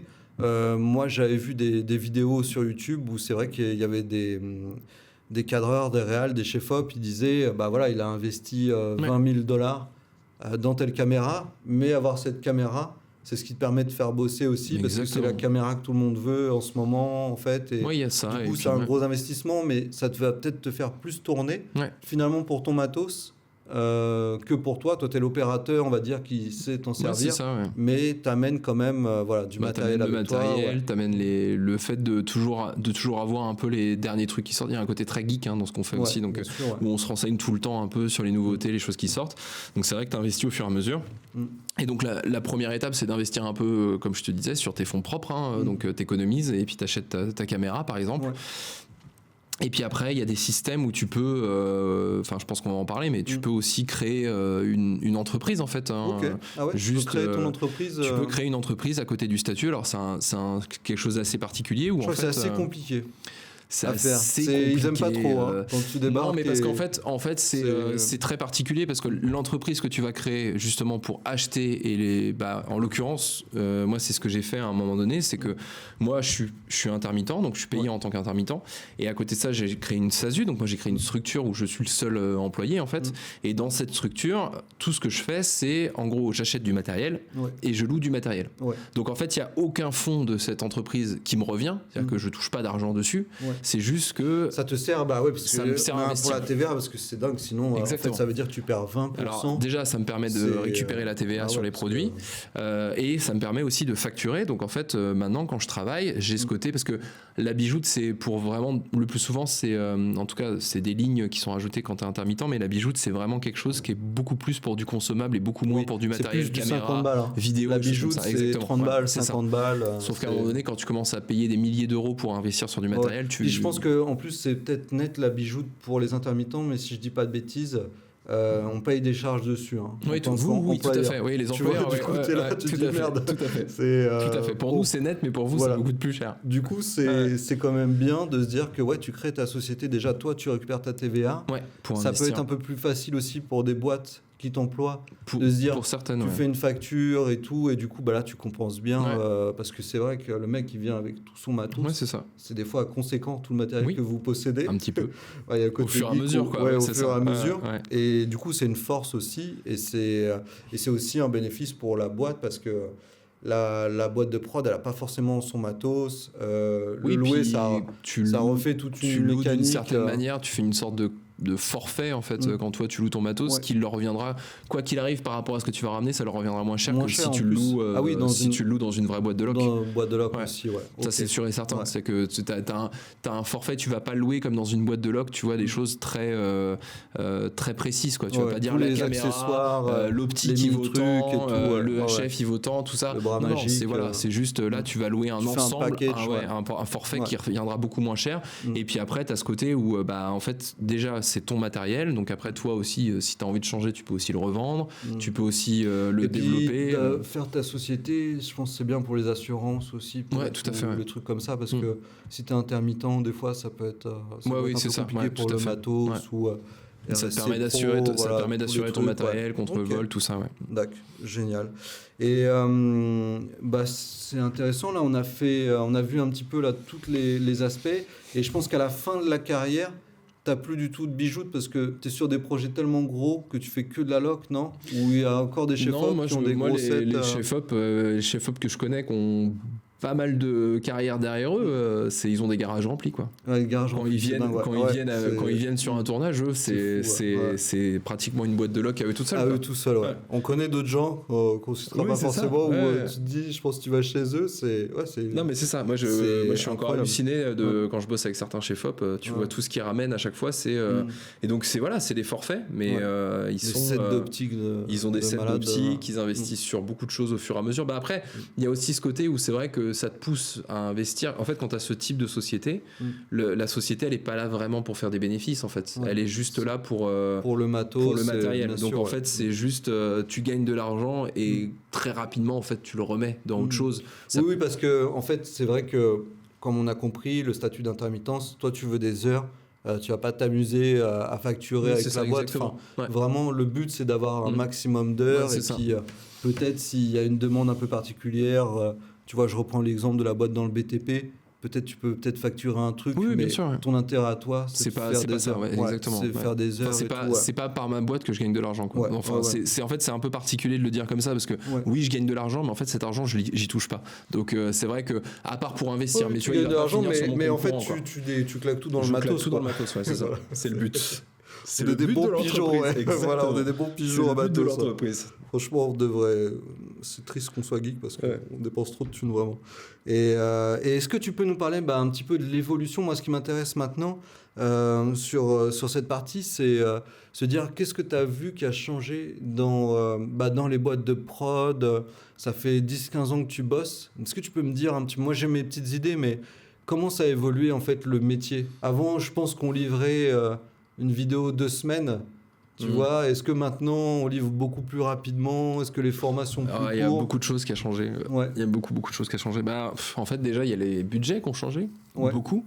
À la baisse, à la hausse. Beaucoup à la baisse. En fait, il y a ce côté où quand on a débuté, enfin moi quand j'ai débuté, quand tu allais sur un tournage, le plus souvent c'était quand même il y avait des équipes encore. C'était encore l'époque des équipes. Maintenant, c'est vrai que quand tu y vas, t'es un peu clé en main, t'as tout, quoi. Tu fais la lumière, tu fais le son, tu fais tout. Donc t'es un vidéographeur. Ouais, c'est ça. Avant, t'avais un ingé son, par exemple, qui t'aidait le plus souvent. Alors, ça arrive encore qu'il y en ait, mais c'est vrai que c'est quand même beaucoup plus rare par rapport à avant. Quand il y a un ingé son. Oui, c'est tellement mieux, quoi. Mais c'est vrai que c'est un budget en plus. Pareil, les maquilleuses, maintenant, il y en a de moins en moins sur les plateaux, ce qui facilite pas la brillance pour les gens.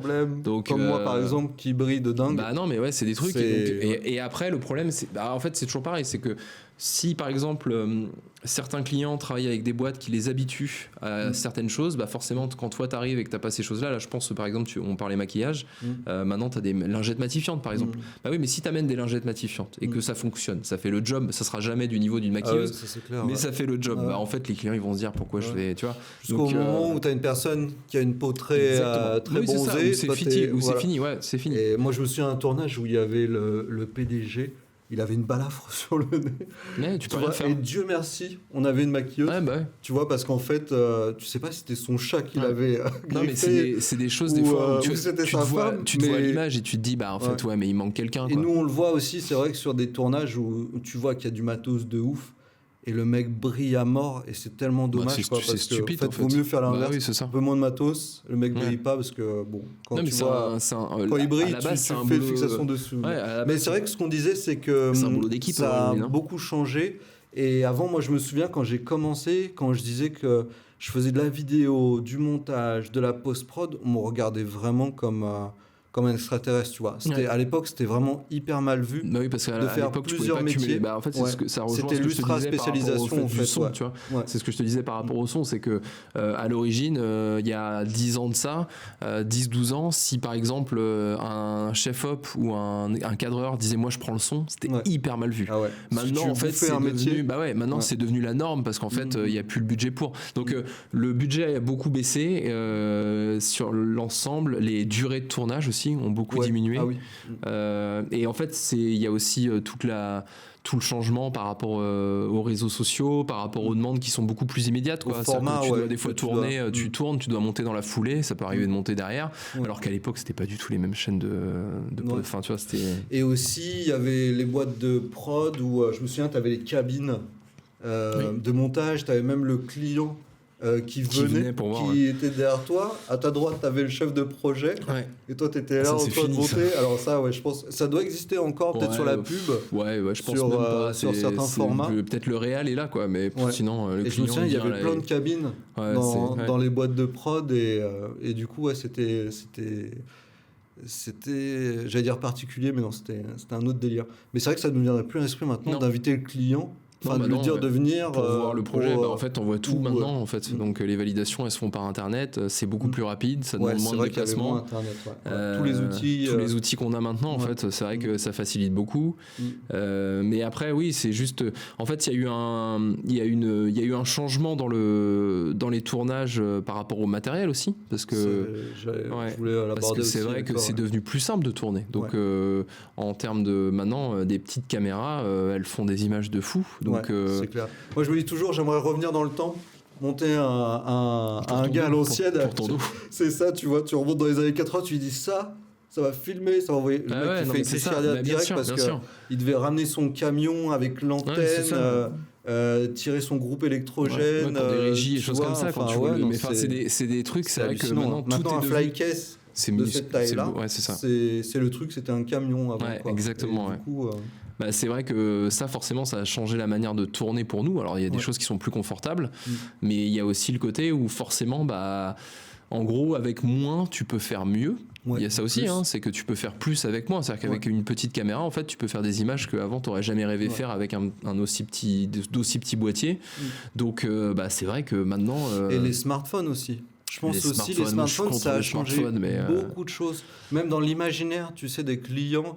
de se dire que attends, moi je peux filmer avec mon smartphone. Oui, tu vois, ça arrive maintenant que les gens tournent avec leur smartphone. Après, moi, les expériences que j'en ai par rapport à ça, c'est que tu vois quand même que eux et nous, on voit très rapidement la différence entre. Tu vois, mais pour du snack content, en fait, attention, smartphone, ça dépend quel smartphone.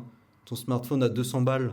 Je pense que non. Moi j'ai déjà vu des vidéos tournées avec un iPhone, je peux te dire que ça rend pas non plus durable. Mais ça dépend. Mais en fait, si tu l'accompagnes, qui l'utilise, quoi. Ton smartphone à 1500 plus du matos autour, en fait. Oui, ça peut faire un peu le job. Ça peut, des fois, sur certains contenus, ça peut faire le job. Mais attention, bien sûr, que si on regarde la dernière pub d'Apple ou la dernière keynote d'Apple où ils te montrent. Mais qu'ils ont filmé avec ça. Ils ont filmé avec l'iPhone. Tu regardes le set derrière, il y a 50 personnes. Ils avaient, tu sais, la grue, là, je sais plus comment elle s'appelle, la crane, tu sais, de cinéma. En fait, oui. Alors, techniquement, ils ont filmé avec un iPhone. Oui, mais il y avait $100 000 de matos derrière d'équipe pour que le rendu soit bon, en fait. Oui, c'est ça. Faut faire attention. Mais après, il y a un côté où c'est des nouveaux outils qui peuvent apporter beaucoup. Mais c'est toujours pareil, en fait, il faut savoir les utiliser, en fait. Mais quel que soit l'outil, que tu tournes avec un iPhone ou autre. On disait que ça a beaucoup changé dans le format, la durée de livraison s'est beaucoup réduit. Les gens font plus de choses. Toi, par exemple, tu fais du montage, c'est assez répandu que des chefs-op ou que des réals fassent du montage ou C'est les réals, oui, pour le coup, pour le montage, parce que ça fait partie un peu des fois des devis où c'est surtout eux qui font le projet, donc il y a beaucoup de réals qui montent. Il y a beaucoup de réals qui montent, mais c'est une volonté de leur part pour le coup.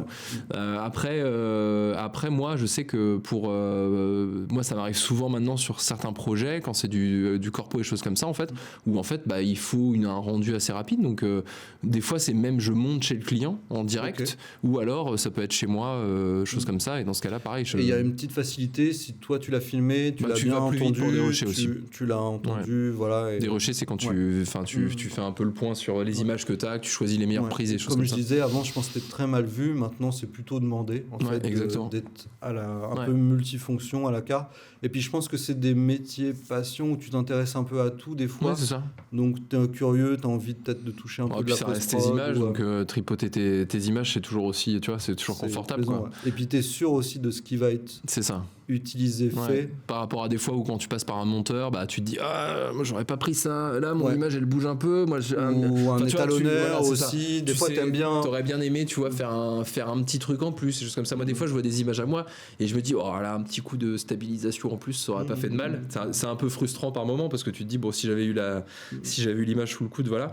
Maintenant oui, il y a beaucoup de choses qui ont changé. Les demandes aussi ont beaucoup changé. Les demandes pour les réseaux sociaux en l'occurrence ont beaucoup modifié même nos manières de tourner, tu vois, le côté 9/16e, le côté carré, choses comme ça, a beaucoup changé. Maintenant, c'est vrai que des fois, tu tournes et tu vas tourner une vidéo et il faut que tu la penses pour qu'elle soit à la fois en 16:9, à la fois en carré et à la fois potentiellement pour du format Instagram. Donc, c'est vrai que ça, il faut aussi y penser quand tu tournes. Format story. Donc, ça, c'est des choses qui changent. Et puis... Et tu vas pas ramener 3 caméras. Et des fois, tu as une deuxième caméra ou un smartphone pour faire les formats. Ou des fois aussi, tu as tes références c'est ça, sur le moniteur. Et comme ça, tu vas filmer un petit peu différemment parce que il faut que tu prévois, de respiration. Il faut que tu prévois ton cadre en fonction de ce que tu demandes derrière, quoi. Donc voilà. Et après, il y a aussi tout ce qui est chaîne un peu de poste qui a beaucoup changé en termes de rapidité. Moi, ce que je vois, c'est des fois, c'est des retours qui peuvent prendre longtemps, mais des fois, c'est des retours dans la journée. Donc, en fait, il faut que tu sois tout de suite, tu fais tes modifs, tu renvoies dans la foulée et tu peux avoir des projets qui peuvent être validés en moins de quelques jours, alors qu'avant, c'était des mois, quoi. Enfin, tu vois, ou même maintenant, on peut rester sur les salons, un ordi, avec quelqu'un qui filme, et puis quelqu'un qui monte en direct. En direct et qui envoie. Je sais que ce genre de choses, j'en ai fait, moi, pour des salons, comme tu dis à l'instant. Et en fait, c'est vrai que voilà, t'as une chaîne de prod où c'est des vidéos qui sont tournées en direct et en fait montées en direct, diffusées le soir même et hop, le lendemain tu repars pour une autre journée de salon, quoi. Incroyable. C'est plus la même chose, quoi. Moi je trouve ça génial. Et du coup, génial. C'est le matériel et l'évolution, c'est hyper positif. Après, fais attention aux points négatifs parce que de squeezer des métiers, ça fait baisser la qualité aussi. Donc c'est sûr que t'es mieux quand t'as une équipe complète, tu vas avoir un rendu forcément plus quali. Moi, ce que j'explique toujours, plus il y a de personnes, plus on peut emmener de matériel. Plus tu peux emmener de matériel, tu peux préparer ton image. Plus t'as de personnes aussi pour monter tes sets, plus t'as, enfin tu vois, et également en fait, c'est vrai qu'on l'oublie parce que maintenant on est souvent seul sur les tournages, mais comme je disais tout à l'heure, c'est des métiers d'équipe à l'origine, et en fait avoir des retours de ton équipe, même pas dans ton truc, en fait ça fait du bien, quoi. Et tu vois, genre avoir une maquilleuse à côté de toi qui va te dire peut-être que tu pourrais changer ci parce que ça brille un peu. Après faut savoir écouter les retours, tu vois, mais c'est vrai qu'en fait le fait d'être oublié tout seul, le câble, tu sais, qui est sous la chemise. Exactement. Toi tu gères tellement de trucs. En fait, si à un moment donné tu gères tout, t'es au son, t'es à l'image, t'es à la lumière, en fait des fois c'est con, enfin c'est bête, mais t'as un détail qui peut t'échapper et malheureusement ça fait pâtir ton image, comment on dit. C'est un impact négatif, mais c'est un impact négatif sur ton image. Moi, j'arrive toujours, c'est vrai, après, il faut le contrebalancer aux clients, aux personnes en disant, le résultat est ce qu'il est. C'est ça. Par rapport aux moyens que vous avez alloués, que vous avez définis avec en fait, il faut s'adapter par rapport au budget, mais il y a aussi ce côté également où, là, on parle, c'est des points négatifs, mais en fait, les points positifs aussi, c'est que la vidéo, elle s'est ouverte à beaucoup de monde. Et malgré tout, ça a aussi ouvert un nouveau marché où il y avait des gens à une époque, il y avait des sociétés qui pouvaient pas du tout investir sur la vidéo. C'est vrai, faire des vidéos, en fait, c'était quelque chose qui était inaccessible. Et en fait, c'est vrai que maintenant, tout c'est tellement miniaturisé, aussi plus accessible, les choses comme ça, en termes de tarifs, que des fois, oui, en effet, tu vas être tout seul sur un plateau, mais par contre, tu vas pouvoir quand même offrir un produit de qualité à la clientèle, quoi. Donc il y a aussi un autre avantage, il y a aussi un avantage ça se démocratisé, t'as raison, parce qu'avant c'était des grosses prods, donc c'est ça, société allait pas faire un fait, film d'entreprise parce que c'était un tel budget, en fait. Et maintenant, tu vois, quand on travaille ensemble, des fois, t'as des sociétés spécialisées dans les produits informatiques et choses comme ça, pour lesquelles on tourne, où je pense il y a quelques années qui n'auraient pas forcément investi sur de la vidéo en fait. Par rapport au tarif. Au tarif qui était fait. Et c'est vrai que maintenant, le fait justement d'être un peu plus miniature, de pouvoir un peu plus facilement te déplacer avec, de pouvoir faire un peu tout toi-même, ça leur permet aussi d'accéder à une autre forme de communication. Donc c'est aussi agréable. C'est vrai, ouais. Non, c'est vrai, t'as entièrement raison. Comme tout, il y a des bons et des mauvais côtés. Et pour finir un petit peu, pour revenir à l'intermittence, moi je sais qu'il y a un peu ce sujet un peu délicat, c'est un peu, on va dire, les plans que tu as, les habitudes que tu as avec les boîtes de prod, les gens que tu connais, en fait. C'est vrai que c'est un petit peu dur parce que, on va dire, c'est tellement difficile au début de faire sa place que quand on a un plan, entre guillemets, c'est compliqué des fois de se faire remplacer ou... Il y a des choses comme ça où c'est assez dur, quoi, en fait. Des fois, c'est un peu compliqué parce que tu as toujours... en fait, comme ça reste malgré tout des métiers qui sont... j'aime pas le terme précaire, mais en fait, c'est des métiers où tu es un peu sur le fil quand même. Oui, c'est vrai parce qu'on l'a pas trop dit tout à l'heure, mais on a compris qu'on renouvelait les heures tous les ans. Mais ça veut dire que c'est quand même toujours incertain, en fait. C'est-à-dire que... Il y a toujours une dose de stress tant que tu n'as pas tes heures, quoi. Bah ouais, c'est ça. Et puis vous êtes un peu des chefs d'entreprise, des mini-chefs d'entreprise aussi, des indépendants, parce que vous gérez votre matériel, votre carrière, vous démarchez des clients. Les boîtes, elles ne viennent pas comme ça, par magie, dans un annuaire. Faut que toi, tu sois proactif, que tu les démarches. Donc, il y a un petit côté un petit peu stressant. Ouais. Alors, Yet, tu viens de nous le dire, on reste 6 minutes, donc on va accélérer sur la fin. Mais c'était vraiment un sujet passionnant. Et du coup, il y a ce petit côté où c'est difficile des fois de se faire remplacer. De garder les plans. Comme on disait, en fait, c'est juste que des fois, c'est vrai que tu es un peu sur le fil, il y a un côté un peu plus précaire. Et c'est vrai que quand tu, par exemple, imaginons, tu bosses déjà pour une boîte et une autre boîte t'appelle pour le même jour.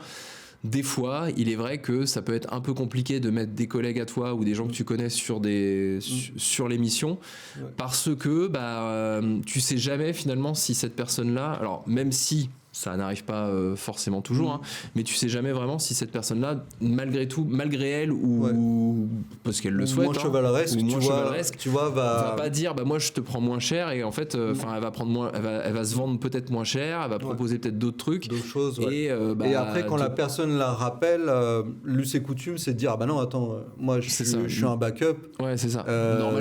Normalement, mais c'est la personne. Ça arrive pas toujours. Ça arrive pas toujours et ça c'est vrai que c'est un petit peu, on va dire un petit peu embêtant. Le côté précaire, des fois, c'est vrai qu'il faut faire attention à ça. Et, mais bon, après, il y a des personnes, c'est toujours pareil. Il faut faire attention. Après, il y a des gens avec qui ça peut se passer très bien, qui sont très carrés, qui sont très dans les valeurs avec lesquelles tu travailles. Et les gens avec qui tu travailles, que tu connais bien, vous vous envoyez des plans. Oui, c'est ça. Parce que inversement. C'est ça. Quand il y a un retour, c'est ça. Quand tu as un retour, c'est hyper important le réseau aussi. Là-dessus, Et juste revenir, truc un petit peu bizarre, Pôle emploi. En fait, techniquement, vous êtes au chômage. Et moi, ça me fait péter un câble. Ça, de se dire que vous bossez tellement. Et je comprends pas qu'ils aient pas créé un autre statut parce que tu pointes sur le même interface chômage que des vrais chômeurs. Moi, ça me paraît aberrant. Tu vois, moi, ça me vexerait, tu vois, vraiment de se dire que. Et vous avez, par contre, ça, c'est le bon plan. Vous avez donc la carte de chômeur. Oui, on a accès au musée, pas cher. Truc gratos, voilà, mais moi ça me fait péter un câble de se dire que je comprends pas pourquoi t'es pas du tout chômeur. En fait, c'est juste, je pense, c'est la question des indemnités en fait. Du moment ou la facilité. Ils se sont dit on va pas créer un autre truc, voilà. Mais bon, techniquement vous êtes au chômage, donc ça c'est dingue. Mais déjà ils ont la gentillesse de dire qu'on est intermittent et pas chômeur. Enfin, tu vois, c'est bon, t'as ce côté. Ouais, mais ça c'est quand même une aberration. Mais c'est vrai que en fait on en a parlé sur les derniers sujets que je voulais aborder, c'est libre de faire ce que vous voulez. Ça, c'est une puissance de choisir son employeur, mais aussi tout le côté incertain. En fait, où moi, je sais que à un moment, j'avais essayé de te recruter, mais c'est vrai que tu voulais garder ton statut parce que tu as une liberté, en fait, ça te permet de dire que toi, de choses différentes. En fait. C'est ça qui est génial, en fait. Et moi, je sais, ma compagne Aurélie, c'est ce qu'elle adore aussi, c'est que un jour, elle va bosser, plus d'un jour, mais pour de l'opéra. L'autre jour, ça va être du corporate. Elle va aller dans une usine. Elle va écouter entre des gens. Tu vas bosser pour un défilé. Aujourd'hui, elle est sur une marque de luxe pour un défilé avec un setup. Dans des lieux incroyables.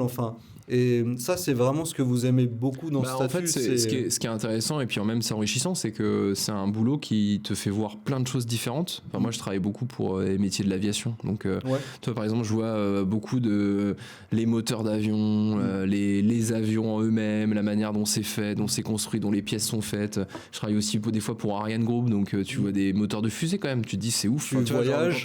Je voyage aussi, il y a la possibilité de voyager. Donc, en fait, tu vois des choses que jamais tu te serais dit que tu verrais d'aussi près, parce qu'en fait, tu es quand même dans des events, ouais, c'est ça. Ou dans des lieux. Exactement. Ouais. Donc c'est vrai que ça donne une sacrée liberté. C'est ça. Et vraiment, je te remercie, Anthony, d'avoir pris le temps de venir, de parler Plaisir. de l'intermittence du spectacle. J'espère que c'était compréhensible, parce que c'est quand même assez complexe, que les gens ont vu un petit peu tous les points positifs, les choses auxquelles il faut faire attention, les choses à débusquer. Et c'est vraiment un statut formidable qu'il faut continuer à défendre, qui permet de produire du contenu de qualité et que les gens vivent bien de leur métier. Et c'est ça le plus important. Ouais. Merci de m'avoir reçu. Ouais, voilà. Et on n'a pas trop rigolé. Non, on a réussi à être sérieux, c'est compliqué. C'est incroyable. Je ne m'y attendais pas. L'intro et la conclusion, c'était chaud quand même. Ouais, un peu plus dur. Voilà. Un grand merci et vraiment, j'espère que ça servira au plus grand nombre qui connaîtront mieux ce statut-là. Merci beaucoup. Si vous êtes arrivé jusque-là, bravo, je vous remercie. J'espère que vous avez appris des choses. Et bien sûr, n'oubliez pas de liker et à partager à des personnes qui pourraient être intéressées par cet épisode. Et bien sûr, abonnez-vous, il y a d'autres épisodes qui pourraient être super intéressants pour vous. Et si sur la plateforme où vous êtes actuellement, vous pouvez mettre 5 étoiles, ça nous aiderait beaucoup.